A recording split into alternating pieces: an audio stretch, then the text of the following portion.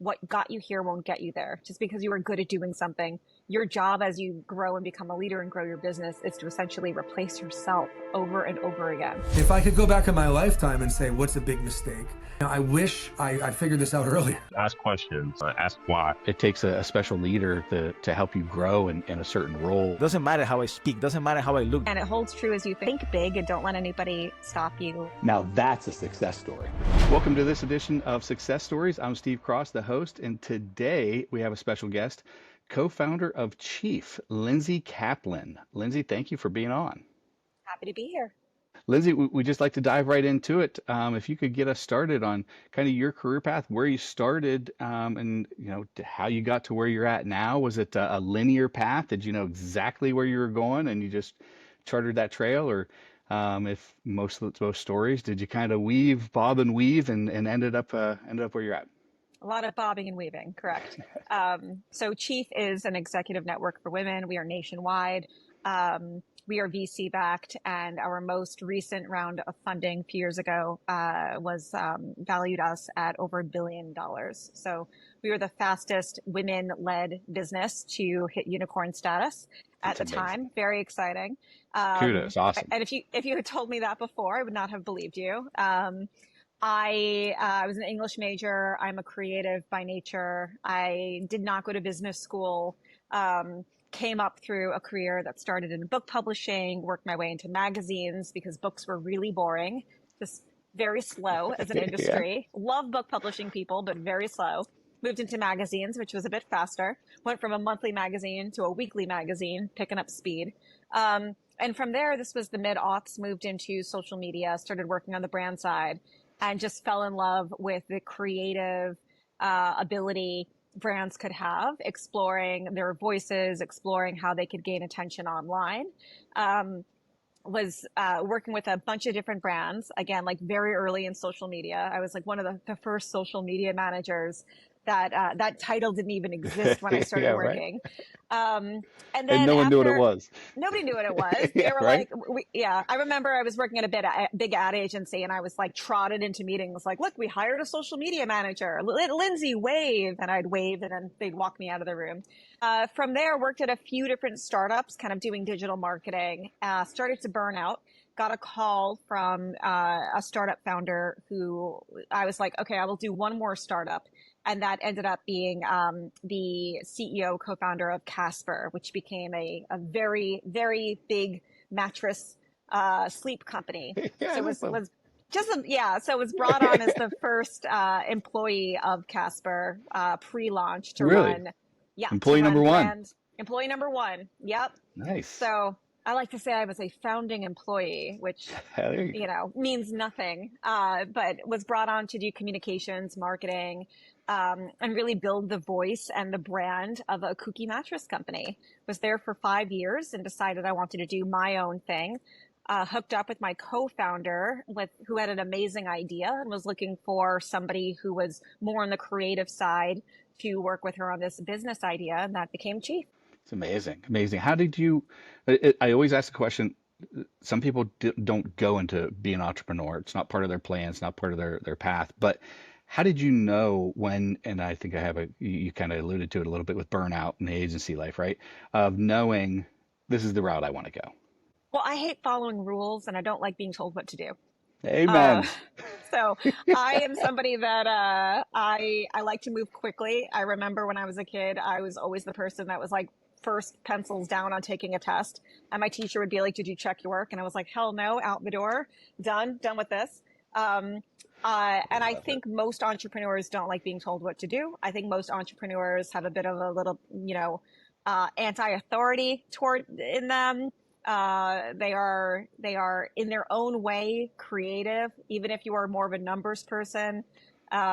And most of us like to march to the beat of our own drum. And so that's always been in me. I don't know, maybe I didn't think I would be an entrepreneur. I thought I was going to write the great American novel. So I was really, really off on that.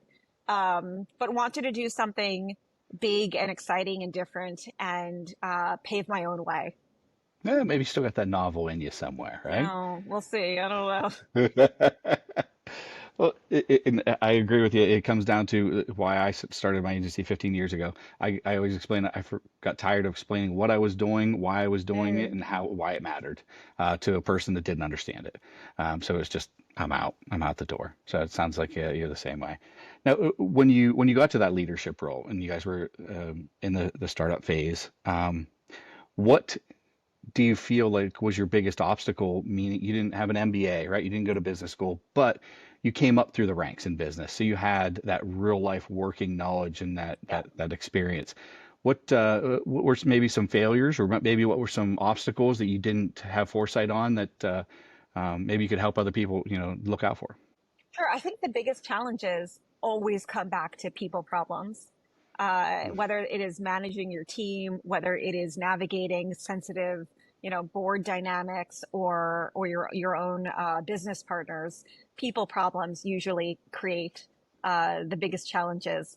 And I think that goes for any level, whether you're an entrepreneur, executive, uh, or you're more junior in your career. It is about the dynamics of how you're working with other people, and so there's a lot of self-awareness that I think a lot of folks need to develop as they are becoming leaders. And there's a lot of letting go. What got you here won't get you there. Just because you are good at doing something, your job as you grow and become a leader and grow your business is to essentially replace yourself over and over again. You start as a big generalist who maybe had a specialization, and your job becomes letting go and hiring generalists, and then letting the generalists hire specialists and so forth. And that becomes a game of moving on in a way, and being focused on. And I think this is a challenge for a lot of entrepreneurs, letting go of the week to week and the month to month, and really being focused on the bigger picture, and being focused on how you are going to achieve the big visionary milestones you have in front of you. And it is really hard to do both. It is really hard to stay on top of that week to week. Um, the week to week will never allow you to grow into that visionary, big picture, $1 billion business that you probably could achieve if you let go a little bit more. You're so good at articulating exactly what people are thinking or what I've talked to other people about. It's It's amazing. going in the novel, Steve. It's going right in. Good, good. So, what are some things you also have that wrench of, the funding and the VC? Was that something you were Yeah. prepared for, or were you fish out of water with that getting started? Well, I'll say this. My co-founder and I had both worked at VC-backed startups prior to us going and raising. And we actually were like, we know what we're doing. We have connections. It's really hard to raise funding. Um, so we had, I don't know, 100 no's before we finally got a couple yeses that started to come in. And every no really demoralizes a founder, right? Every no makes you question, is the pitch deck messed up? Is my business plan wrong? What do I change? Because most no's are different forms of no, right? And so I think it was a really difficult period for us trying to raise our seed round. A lot of people have a bit of a prototype. We didn't have a prototype. We had an idea, we had a pitch deck, and we had some relationships that we thought we could lean into. From there, once we finally raised our first round of funding, which was $3 million back in 2018, How we long did went that to take? What work. kind of timeline were you working on there? That probably took about 3 months. Okay. Um, and just as like a pro tip, I think a lot of people spend you could spend all year raising Yeah. money. It is best, in my opinion, someone that's raised a lot of money, along with my co-founder, to just really consolidate it for two reasons. One is you just want to make sure that you are getting out there, that everybody is aware that you're raising, because there is FOMO amongst investors. So once you get a yes, somebody else wants in, and so forth and so on. So you really want to compress the timeline. The second piece of advice I would give is it is time consuming and distracting. And so if you always have fundraising going on in the background, you will never be focused on building, because it is a distraction. It deserves a good set amount of time, and then go back to building. So compressed timeline for us, I think it was about 3 months. Wow, that's amazing. Great advice. Great advice. So let's talk about Chief itself. You lead to a little bit early. Can you expand on what it is? Sure. So, Chief came from a really personal place as I was VP of Brand and Communications at Casper. I was growing in my career, and yet I see a lot of women around VP C-suite start dropping out from burnout, mostly from burnout, I will say. There's other Yeah. factors, but burnout's a big one. Um, and as a woman in business, once you get high in your career, people want your advice. Younger women want to kind of pick your brain over coffee, and no one's really mentoring the mentors. And so we saw that there were a lot of networks for women entrepreneurs. There were a lot of communities for women in business generally, but really not a lot out there that we thought was compelling for a woman who was much further along in her career, who at this point really needed support, really needed scaffolding and community, so that hopefully more women stay in these places of power. So that's what led us to create Chief. As I mentioned, it's an executive network, typically for women who are far in their career, depending on, level of what you give titles, VPs through C-suite, managing directors. And it is peer groups, events, clubhouses in key cities, executive education, and networking, which we find just absolutely critical to make sure that women can stay in these positions of power and create ripple effects in their organizations. It's amazing. It's amazing that there was, Thank you. it's sad that number one, that there was such a gap there. And what year was it founded? Did you say 2018. 18? Yeah. But still in 2018 that there's a gap there. That's blows There's my a gap. mind. And you know what? It's not like men versus women and that men set it up. It's really difficult to be a woman in business. And, women who are even breadwinners in their household are still the de facto caregiver in their household. So even women who are making more money are still doing more caregiving, whether that's children, whether that's aging parents. There are a lot of factors at play that are burning women out outside of just what their companies are doing for them. So we never want to blame, it's because, these are male dominated industries. There are a lot of factors, some of them political, some of them societal, some of them company. And we just knew that there was, green space here. And what we found after we launched, after we scraped together, our seed round, was like lightning in a bottle. So we hit $1 million in revenue pre-launch. And we had no paid advertising. We were just word of mouth, cold emailing women executives who had never heard of us, who, got a deck over email from somebody they've never heard of. And they were like, F yeah, I need this, sign me For up. sure. Put the corporate credit card down. Sounds good. So truly struck a nerve. Awesome. And, I'm very lucky because at Casper, when we launched, we also found we struck a nerve and there was a lot of demand.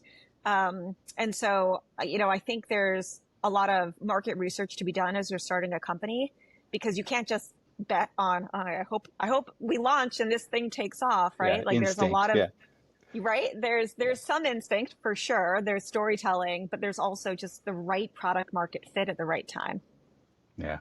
Well, I think getting lucky is lightning in a ball is one thing, but if you do it twice, I kind of see that as a pattern. So I feel like you might have something going for you.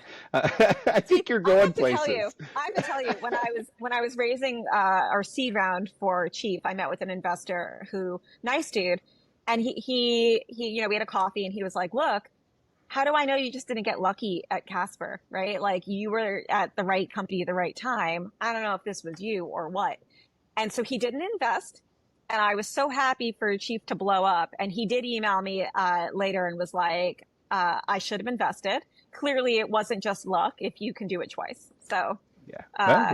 all of that learned. is very motivating. Yeah. I love the haters. The more haters, sure. the better. It just Fuel. fuels me. Yeah, I love it. Yeah. Give me the fuel.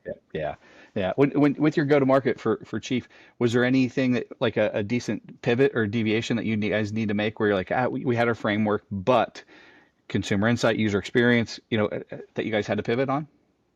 Well, I will say this. We made some really difficult decisions to be ruthlessly thoughtful about what we did and what we did well. So I remember my co-founder said to me, you ran social media at Casper, you won a bunch of Webby awards. What are we going to do on social, right? What's your big plan? What are we going to do on Instagram? And as head of marketing, I was like, we're not doing anything on Instagram. Which she was like, excuse me? What's the plan? And the plan was for us to start as a whisper network and to have no photography, to not be on Instagram, to not be on Facebook, to not be on Twitter, to have a really small presence on LinkedIn only, just to kind of have that legitimacy that we were real and we weren't going to steal your money. But really, again, just being ruthlessly thoughtful about what to do, but also what not to do was really important to us, because you could always add later, right? Like, Right.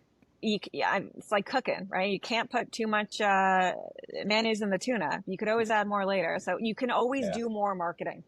You can never take it away. And once you start on Instagram, once you start posting, once you start a weekly email or podcast, there you got to keep going, right? Like, I think I read something like 90% of podcasts die after season 1. So Steve, you have to keep going, right? Yep. Once you're out there, you have to commit to the bit. Yep. And so it's not that we pivot, it's that we started really ruthlessly dedicated to very specific growth tactics and then added from there. How many kind of user base, where are you guys at with users and, influence within your network? Do you guys have? We have tens of thousands of members. We are across the USA. We boomed in COVID. So we started growing. We were based in New York City. We launched in 2019. The real pivot, as you asked about our pivot, came in 2020 because we were fully in person, and then COVID shut down the world. And so we went from an in-person company to virtual overnight.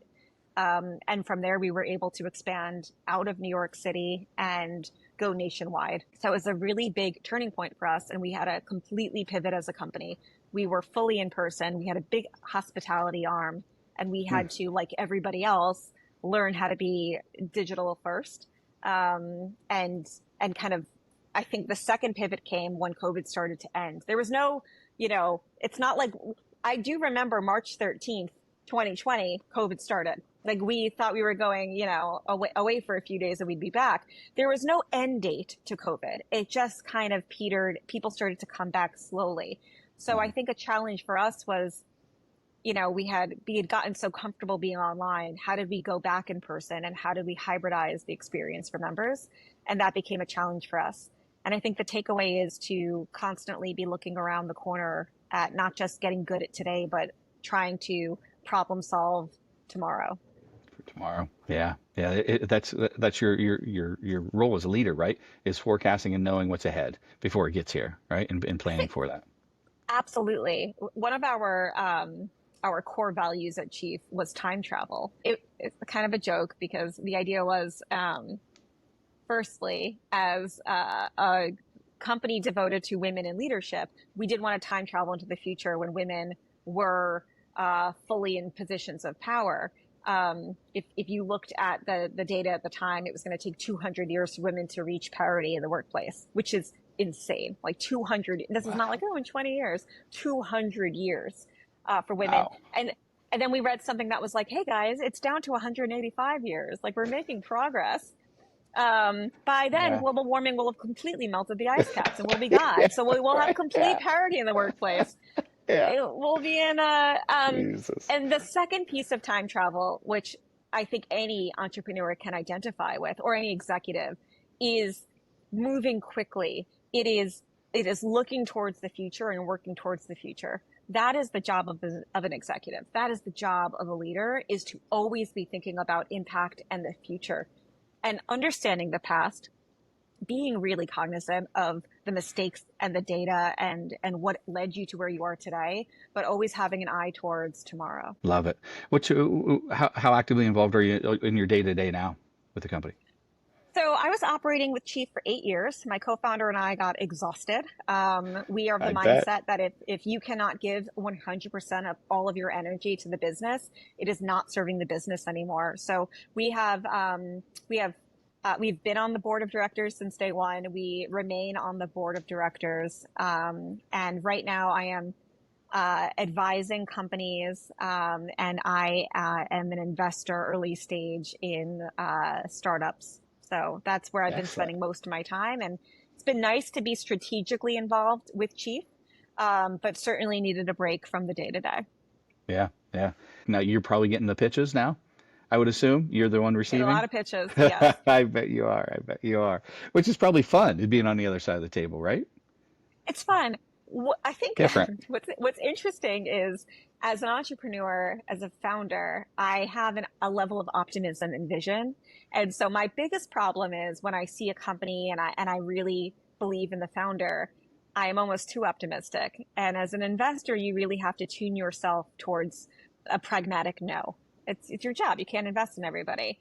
And so I think a lot about the ruthlessness that I had early on in chief of saying no to all of those different marketing channels, of saying no to potential partners, and being really laser focused in what I'm investing in.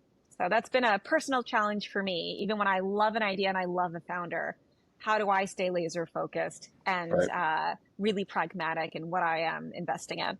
Yeah, because it goes against your entire approach, your career, right? Of being optimistic and what's next and how do I make this work, right? Yes. And just because I have a vision doesn't mean that it's the right business, it's the right product market fit, it's the right founder to achieve that vision as well. Yeah, yeah. So along your career path, any growing up, going Oh, yeah. through, what was the most influential person, people, books, courses, development, career? What do you, and it's usually not one thing, right? But sometimes people pinpoint one thing, like this is it. Yeah. What is it for you? What was it for I've you? been I've been really spoiled because Chief has executive education and coaching. So I've had a lot of coaching. I've taken a lot of executive education classes. I've read a lot of books. A few of my favorites are Frances Fry, who's an HBS professor. Anything she writes is gold. Hmm. She talks a lot about the three legs of a stool of leadership. I don't want to spoil it or say her words, but she's a phenomenal writer. So if you catch any of her lectures online or any of her books, she's fantastic. Um, I I am also a fan, and this is kind of an old school book of Andy Grove, who is the founder of Intel, wrote a book that Only the Paranoid Survive. And it is very much about strategic inflection points of companies. And one of my favorite pieces of advice he gave in his book is he was, the board was mad. The executive team was getting paranoid. They felt like they were going to be ousted. And he gave his co-founders the advice of, let's just leave the room and come back and be the new operating team that the board could hire and replace us with. Like, let's just be, if they want newness, let's be that. Let's replace ourselves and come in and think completely differently. That's what the board wants. And it kind of goes back to my mantra of just disruption and making sure that you're seeing around the corner. What got you here won't get you there. I know it's a very commonly used phrase. But my team at Chief knows I really like to blow things up. And just because things are working doesn't mean they're going to continue to work.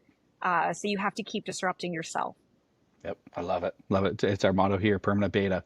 What worked yesterday isn't always going to work in the future, and just let's audit Totally. ourselves. Yep, yep. Don't audit for the sake of audit, but audit for the sake of either proving yourself right or proving yourself wrong, and how do we get better and iterate? Yes. Yeah. And I think, one of the toughest things in a business is as you start hiring people, as the team starts growing, every single person who works for you wants to prove that they're doing a good job. And it is impossible that everybody's projects are doing well. That doesn't make sense, Yeah, right? right. Yeah. Companies stagnating and yet everybody's achieving. It makes no sense. And that is a really difficult thing to manage out of the business, which is it's okay to fail, and people covering it up with successful looking decks and trying to exaggerate the good numbers. Look over here. It's really unhealthy for any business. And so you have to have a level of acceptance of failure. And I'm not saying it, I hate that phrase, like move fast and break shit, because that's dangerous and I want to break things. Yeah. But it has to be okay to fail, or else you will end up with just stagnant mediocrity. And there's nothing that will kill a company more than stagnant mediocrity. Yeah, love it. Yep. Yeah, you got to give them an environment to feel comfortable enough to do that, right? To be uncomfortable, make challenges, so that way they can fail, and knowing that as long as you're failing forward, right? Another overused phrase. Uh, Tell me that you did a campaign and it sucked. We have some learning, so we'll never do it again. right. Don't try to show me why the campaign was okay. Yes. Yes. Just say Yes. it sucked. Don't Yeah. and skip the deck. Skip spending a month Yeah. Don't working waste our on a time. report and a deck. Like, I don't want my team to be writing a deck to prove a point. Just say, this thing was bad. It was kind of a waste of money. So sorry. Here's some lessons we learned. Here's how we're going to pivot. But like, I don't need to see anybody make nice out of bad numbers. Love it. Yes, I'm with you. 1,000%. Love that. Love that. So, what would you leave anyone listening to this that wants to kind of follow in your footsteps or doesn't know how to move forward? Obviously, we would guide them to Chief. But from you specifically, from your mouth, words of wisdom, nuggets, tokens that you want to leave the audience with? Care less about what other people think. I think if I worried what other people thought about me in meetings, in the boardroom, in my career, on LinkedIn, I would be nothing. It really doesn't matter. Just go forward with confidence, take risks. Life is short. Just move forward and don't worry about anybody else. It holds true as you think about potentially launching a business, as you're pitching it. Just think big and don't let anybody stop you or cut you down. Love it. Especially this, hopefully it doesn't sound like a stupid male. In your space of women, that I feel like there's so many women that have so many great things to offer this world, in the business world, Yeah. that they just need the confidence to do it, and they need somebody by themselves. Because I didn't have the confidence when I started my company. I wouldn't have done it without my wife, who gave me the confidence. So we have to, as males, we have to do that back to them, and give them the confidence that you can do great things. Just do it. Just do it. Yeah. I think it comes down to risk aversion. And I think, I don't think this is genetic. I don't think as a woman, we were born averse to risk because we were women. I think it is very much societal inputs. And so I think for women in particular, it is good to be aggressive and to take risks. And don't be afraid of that. Yep, love it. Where can people find more information about Chief and follow along with you, what you're up Yeah, to? well, you can find Chief at chief.com. Love that domain name. It was a birthday present from my co-founder. I was like, we got to buy the domain. And then you can follow me on LinkedIn, where I opine about things weekly. Excellent. Well, Lindsay, this has been enlightening. I really appreciate you being on, taking some of your valuable time and Absolutely. giving back to our network. Again, thank you so much, and continued success in the future. I'm excited to keep listening to the podcast because once it's out there, you got to keep it going, right? Yep, we're committed. Yep. All right. Thanks, Lindsay. Thank you.